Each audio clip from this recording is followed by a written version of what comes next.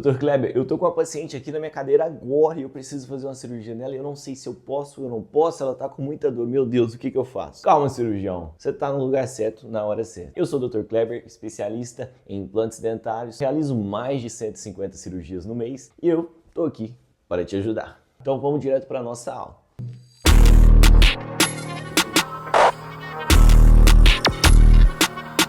Então vamos para a nossa aula. Inicialmente a gente precisa saber dos parâmetros influenciadores para que você possa atender essa nossa paciente grávida. O que seriam esses parâmetros? Qual trimestre da gravidez essa paciente está? É o que mais influencia no momento, é uma gravidez de risco, o que essa paciente está tomando, a médica dela liberou, ela teve algum problema no decorrer desses tempos agora de gravidez, entendeu? Você vai perguntar para ela quantos meses você está, meu bem? Ela vai te responder em semanas, você traduz, porque todas as grávidas falam em semanas, isso é incrível, mulheres sabem mais do que nós homens, mas aí você traduz e vê em qual trimestre essa paciente vai se enquadrar, no primeiro, no segundo ou no terceiro trimestre. Tudo bem, então, vou falar para vocês sobre as alterações que estão ocorrendo no organismo, no corpo, né? Alterações físicas e hormonais e o que resultam essas alterações da nossa paciente que está grávida, tá? Iniciando então pelas alterações hormonais. O pH da saliva dessa paciente, ela fica mais ácida. Ela também apresenta uma menor resposta bacteriana, né? Ou seja, a predisposição à cárie aumenta de repente. Uma alteração de humor também está ligada ali na parte da alteração hormonal, tá? Uma maior vasodilatação, prestar bastante atenção nessa parte da vasodilatação, né? Porque nós trabalhamos com cirurgias, e uma facilidade principalmente em ânsia, né? Ânsia de vômito, vocês vão entender por que um pouquinho. E uma facilidade que essa paciente tem referente à ânsia de vômito, tá? Então, quando você for ter esse tipo de paciente, muito cuidado com coisas que vão à garganta, porque vão facilitar aquela válvula de escape que é a ânsia de vômito desse paciente, beleza? Existem outras, mas o que mais importa pra gente nessa parte hormonal é isso. Entrando agora então na parte física dessa paciente, alterações físicas, o que vocês têm que entender, cara? Tem um feto que tá crescendo ali, empurrando todos os seus órgãos, fazendo aquela pressão gigantesca ali na nossa paciente grávida. E o que isso pode acometer? O que essa alteração física pode acarretar, né? Essa paciente ela vai ter o maior índice de náuseas, de vômito e de ânsia. Então, ficar muito atento, voltando a bater na tecla ali da ânsia, ficar muito atento quando você for fazer a cirurgia,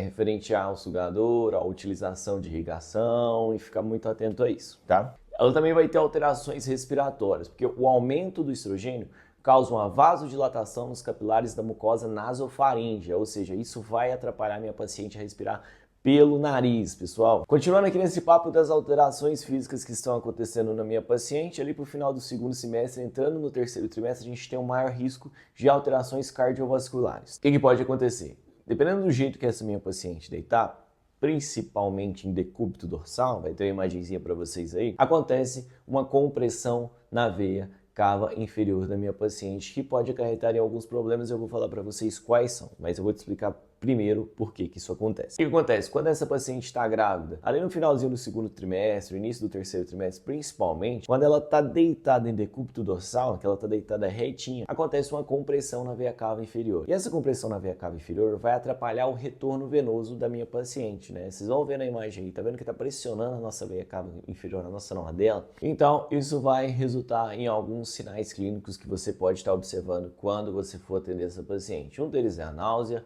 o outro é a tontura e até mesmo a agitação, né? Porque não vai estar tendo um retorno venoso da minha paciente, porque justamente está, imagina um fio e a gente está pressionando, um fio que vai carregar água. Quando você está lavando aí seu jardim, você pisa, você dobra esse fio, vai parar de carregar essa água. Então, o retorno venoso, não vai estar acontecendo um retorno venoso nessa minha paciente. Isso é mais didático possível para que você consiga entender.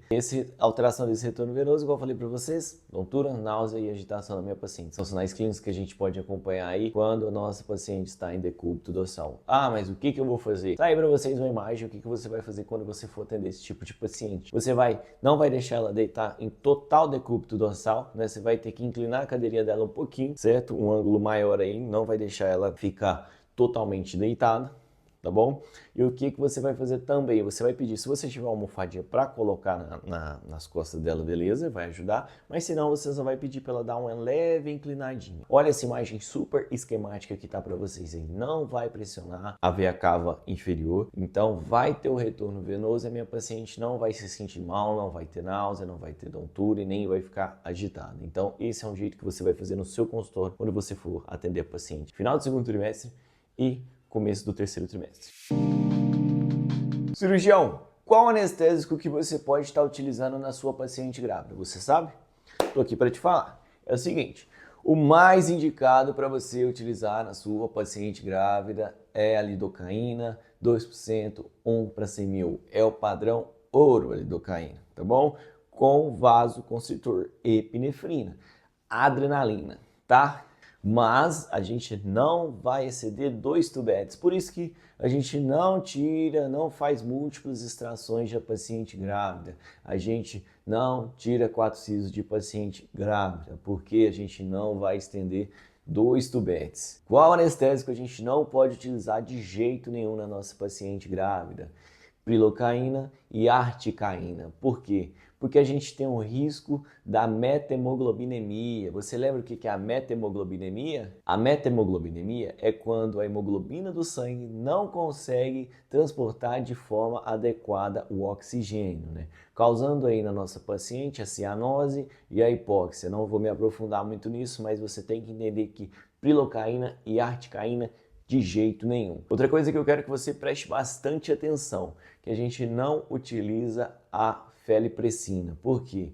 Porque a felipressina ela é derivada da vasopressina que causa contrações uterinas da minha paciente. Então, resumidamente, quando você atender uma paciente grávida, você vai utilizar a lidocaína padrão 2%, 1 para 100 mil, com vasoconstritor, que no caso é a adrenalina, tá? Não tem por que você não utilizar o vasoconstritor, mas que entrando nesse vasoconstritor você vai evitar a felipressina, tá? Dá contrações uterinas, dá problema para você e para sua paciente, e nós não vamos utilizar de maneira nenhuma prilocaína e articaína na minha paciente gravidinha, beleza? Cirurgião, eu posso realizar radiografia na minha paciente grávida? É claro que você pode, mas para que isso aconteça, você tem que tomar todas as precauções possíveis. E o que é? O que você faz quando você vai fazer um raio-x de qualquer outro tipo de paciente? Proteção total a essa paciente, mas no caso da grávida a gente vai fazer só extremamente necessário. Você não pode ficar errando igual você erra nos outros pacientes, né?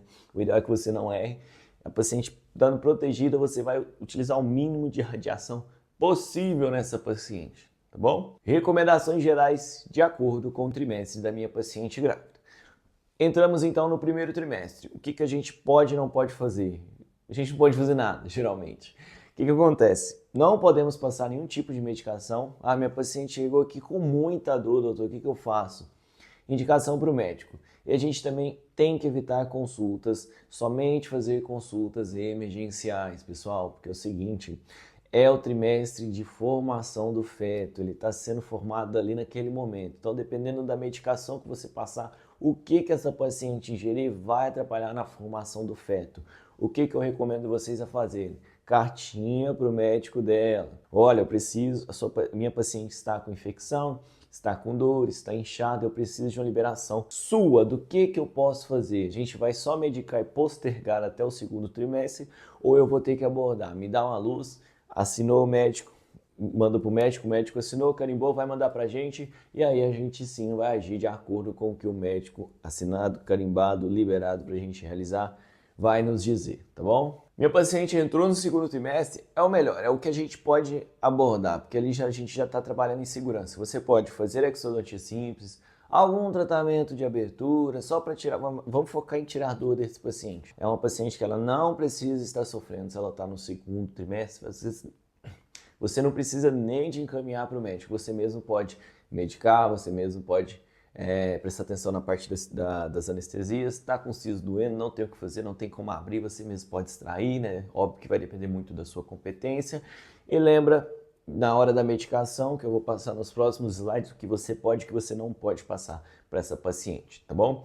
E também o terceiro trimestre é uma parte boa que você pode trabalhar essa paciente, ela não precisa ficar sofrendo, cara, esquece disso, tá? Você pode trabalhar no terceiro trimestre mais tranquilo do que no primeiro trimestre.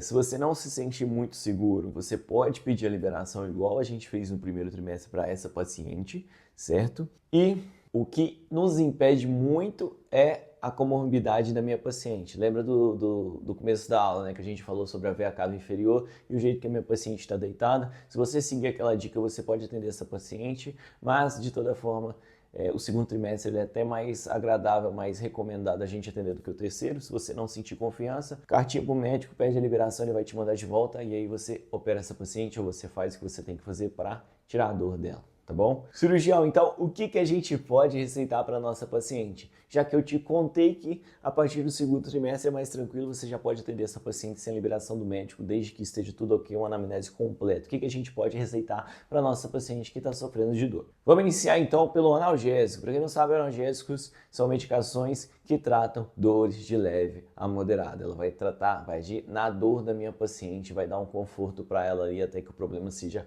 resolvido ou até para pós exodontias. O mais indicado e o que você vai passar para o paciente é o paracetamol, tá?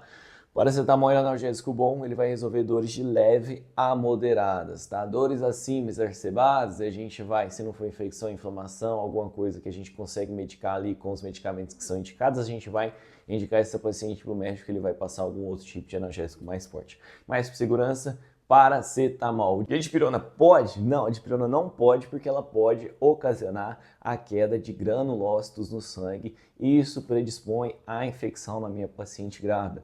Então, em vez de nos ajudar, ela vai nos atrapalhar bastante, tá? Analgésico, paracetamol. E anti-inflamatório? Pessoal, nós não utilizamos anti-inflamatório porque pode causar um bloqueio na síntese de prostaglandinos, tá? Um dos problemas que esse bloqueio pode ocasionar é hipertensão pulmonar sustentada do recém-nascido, entre vários outros problemas. Então, eu não indico a utilização de anti-inflamatório. Ah, doutor, mas eu gosto muito de anti-inflamatório. Eu preciso que a minha paciente tome anti-inflamatório. Sem anti-inflamatório eu não tenho segurança.